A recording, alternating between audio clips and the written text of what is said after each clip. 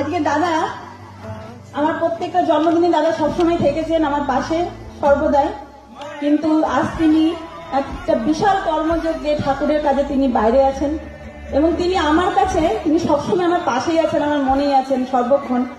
সব থেকে বড় কথা যে এরকম একটা জায়গায় আমার বিয়ে হয়েছে, এরকম এত মানুষের মাঝে ঠাকুরের এত দয়া আমার উপর। আর আমি সবসময় ছোটবেলা থেকে মানুষজন ভীষণ ভালোবাসি আর সবাই আমাকে এত ভালোবাসে, এটা আমি প্রতিনিয়ত অনুভব করি। আর আজকে আরো ভালোভাবে অনুভব করলাম যে সবাই আমার পাশে আছে, আমার খুব ভালো লেগেছে।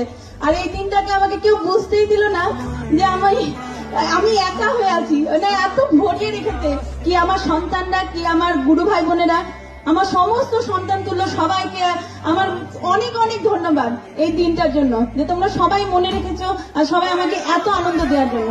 Thank you. হ্যাপি বার্থডে পূজনীয়া বড় বৌরানিমা, হ্যাপি বার্থডে টু ইউ। জয় গুরু, আমাদের প্রণাম নেবেন। জয় গুরু।